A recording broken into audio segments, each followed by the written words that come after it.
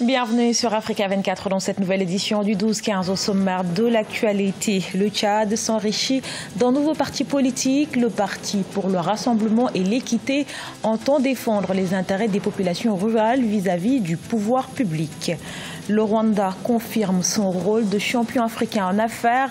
En à peine 10 ans, le pays est passé de la 158e place à la 29e place du classement Doing Business, marquant ainsi son entrée dans le top 50 mondial. Et le Cameroun organisera bel et bien la Coupe d'Afrique des Nations 2021, confirmation faite par la Confédération africaine de football.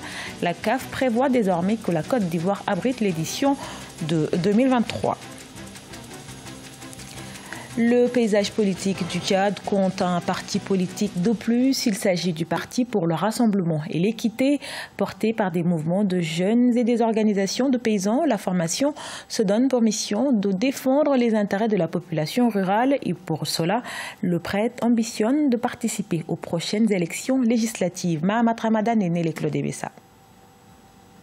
Au Tchad, le Parti pour le Rassemblement et l'Équité vient de naître et se donne comme mission la promotion de la social-démocratie à la base. S'inscrivant dans l'opposition démocratique, cette nouvelle formation politique, portée par les acteurs du secteur libéral, entend défendre les intérêts des populations rurales vis-à-vis du pouvoir public. On a remarqué sur le terrain que les parents qui sont dans les comtés reculés ont besoin de leurs fils qui ont un peu une vue large de ce que c'est l'administration et de ce que c'est le droit du citoyen. Donc, comme notre mission a consisté à aller et demander un peu pourquoi ça ne marche pas avec l'administration locale, quand nous avons eu des réponses à ces préoccupations, et nous nous sommes dit, bon, est-ce qu'on ne peut pas mettre sur pied aussi un cadre par lequel on peut s'exprimer, qui n'est ni une association, mais un parti politique, mais qui se comporterait un peu comme une association. Selon son statut, contrairement aux organisations politiques, le Parti pour le Rassemblement et l'Équité au Tchad n'a pas de membres fondateurs, mais est porté par des mouvements de jeunes et des organisations de paysans. Pour défendre les intérêts des populations à la base, le nouveau parti ambitionne d'investir l'Assemblée nationale lors des prochaines élections législatives. C'est d'abord les mandats électifs. On va aller à l'assaut de l'Assemblée nationale pour faire des bonnes lois et on va investir les communes pour pouvoir aider nos parents de manière assez rapprochée. Et nous avons, dans l'ordre de notre entrée, vous vous souvenez bien, on a dit que si l'opposition peut se faire une unité autour du prêt, notre ambition c'est de mettre le parti au pouvoir en minorité. Notons que le Parti pour le Rassemblement et l'Équité au Tchad est la toute première organisation politique à avoir son autorisation de fonctionner depuis l'avènement de la 4e République. Plus de 20 ans après l'avoir ouverte, la justice antiterroriste française vient de clore l'instruction controversée portant sur l'attentat commis au Rwanda contre l'avion de l'ancien président Juvenal Habyarimana. Comme requis par le parquet de Paris, la justice clôt par un non-lieu d'instruction sur l'attentat du 6 avril 1994. Selon les juges, les éléments réunis ne permettent pas de renvoyer les 8 Rwandais initialement visés devant une cour antiterroriste. Au rang des bons élèves en matière d'affaires, le Rwanda figure en bonne position. Sur le continent, le pays des 1000 collines est passé de la 158e place à la 29e place du classement Doing Business établi par la Banque mondiale en à peine 10 ans. Une performance exceptionnelle selon les autorités rwandaises qui mettent en avant les réformes engagées dans le pays ces 20 dernières années. Reportage de notre correspondant Fratenda Kiesang. Rwanda se félicite de son parcours en matière de facilitation des affaires, un parcours plutôt impressionnant pour les économistes. En effet, sur le rapport Doing Business publié chaque année par la Banque mondiale, le pays des 1000 collines est parti de la 158e place en 2008 à la 29e place en 2018. Et pour cause, l'introduction des milliers de réformes au fil des années. Le Rwanda est le pays le plus amélioré dans les domaines considérés par la Banque, et notamment en ce qui concerne l'évaluation du climat des affaires au cours de ces 16 dernières années. Cela a eu un impact très positif sur le développement du pays, et plus particulièrement cette année. Le Rwanda a introduit 7 réformes sur 10 indicateurs, et par conséquent, il est le pays qui a le plus réformé dans différents domaines des affaires. Certaines des réformes introduites par le Rwanda avaient pour objectif notamment de réduire les coûts de démarrage pour les nouveaux entrepreneurs, augmentation des infrastructures, révision du coût d'électricité et l'accès au crédit. Et pour les autorités rwandaises, les réformes ne vont pas s'arrêter. La partie la plus importante de notre plan d'action cette année est de mettre un accent particulier sur les indicateurs où le Rwanda n'est pas bien coté. Et l'un de ces indicateurs est l'octroi des permis de construction. Dans ce secteur, nous sommes à la 106e place et nous ne voulons pas l'accepter. Et c'est pour cela que pendant les 5 prochains mois, nous allons nous concentrer sur les permis de construction. Le 31 octobre 2018, la Banque mondiale a publié son rapport annuel Doing Business pour 2019, classant le Rwanda au 29e rang. Le pays est classé 2e en Afrique après l'île Maurice.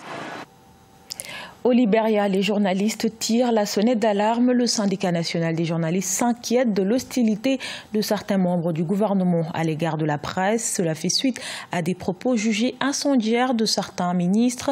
C'est à propos d'un article sur une présumée corruption de haut niveau. Le quotidien Front Page Africa a lié 2 ministres libériens à une affaire de corruption remontant à la présidence de Charles Taylor il y a près de 20 ans. Pour rappel, le président George Weah s'est engagé à garantir la liberté de la presse. L'Union de la presse au Libéria lui suggère de conseiller à ses ministres de s'abstenir de tels propos à l'avenir. Bamako, la capitale malienne, a accueilli du 20 au 23 décembre la 13e édition du Forum des peuples. La question des migrations a été au cœur des débats, une thématique qui fait écho à l'actualité avec la récente adoption du Pacte mondial sur les migrations.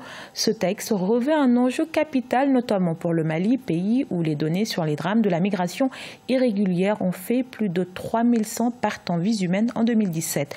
Reportage de notre correspondant Mokhtar Bari. Débattre des questions qui occupent le citoyen africain lambda est servi d'espace d'interpellation. Tels sont les objectifs recherchés par la coalition des alternatives africaines d'aide et développement à travers son forum organisé chaque année. Pour la 13e édition, les participants venus de plusieurs pays d'Afrique, mais aussi d'Europe, réfléchissent sur les questions qui minent le continent. Parmi les questions de l'heure, la migration qui figure en bonne place.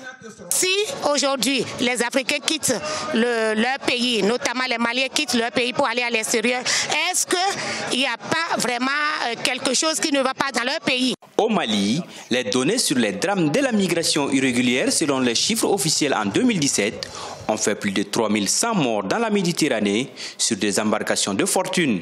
Le Pacte mondial des migrations, adopté le 19 décembre 2018 par l'Assemblée générale des Nations unies, est une lueur d'espoir pour nombre d'observateurs africains. Et je vous dis que c'est un fait planétaire préoccupant. Et je crois que la recommandation majeure qui se dégage, en tout cas pour ce qui concerne la migration, c'est qu'il y ait une volonté réelle des États membres, en tout cas de conjuguer leurs efforts pour que la migration se fasse dans la régularité, dans le respect des droits humains. Pour pallier cette ruée vers l'Eldorado, le gouvernement malien a initié le projet Migrants et créé des conditions de fixation de sa frange la plus jeune. Rappelons que chaque année, les Maliens de l'extérieur envoient à leurs parents restés au Mali la bagatelle des 483 milliards de francs CFA. À la page sport, nouveau rebondissement dans le dossier de la Coupe d'Afrique des Nations 2021. Le Cameroun va bel et bien accueillir la compétition selon la Confédération africaine de football. Cette décision qui perturbe le calendrier établi depuis 2014 pose problème notamment auprès de la Côte d'Ivoire qui devra attendre 2023. Les précisions de Corinne Kamsofem. La 33e édition de la Coupe d'Afrique des Nations prévue en 2021 se tiendra au Cameroun. C'est ce qui ressort d'une mise au point publiée sur le site officiel de la Confédération africaine de football le 21 décembre 2018. Une décision qui intervient quelques jours après le retrait de l'organisation de l'édition de juin 2019 au Cameroun en raison du retard observé dans la réalisation des infrastructures liées à cette grande fête sportive. À la demande de la CAF, le Cameroun a officiellement accepté d'abriter l'édition de 2021 à travers un courrier adressé à la CAF et signé par le chef de l'État camerounais, M. Paul Biya. Le président de la CAF exprime sa gratitude au président Biya pour sa grande compréhension. Le calendrier de cette compétition était pourtant arrêté jusqu'en 2023. En 2014, la Côte d'Ivoire avait été désignée pour l'édition de 2021 et la Guinée-Conakry pour celle de 2023. Les nouveaux aménagements prévoient désormais que la Côte d'Ivoire abrite l'édition de 2023, une décision qui est loin de faire l'unanimité. La Fédération ivoirienne de football a porté plainte devant le TAS, le tribunal arbitral du sport, pour dire qu'elle n'est pas du tout contente, non seulement de la manière peu cavalière de la façon de procéder du président de la CAF, mais pour dire qu'elle s'appelle à organiser la Coupe d'Afrique en 2021. Maintenant, on dit qu'il y a bientôt une visite du président Ahmad en Côte d'Ivoire. On attend pour aviser. On rappelle, c'est le 9 janvier 2019 que le comité exécutif de la Confédération africaine de football dévoilera le nom du pays organisateur de la CAN 2019. Deux pays, l'Égypte et l'Afrique du Sud, sont en lice pour cette organisation. Ce journal a été réalisé par l'ensemble de la rédaction. Merci pour votre fidélité. Retrouvez dans un instant une nouvelle édition de l'actualité sur Africa 24.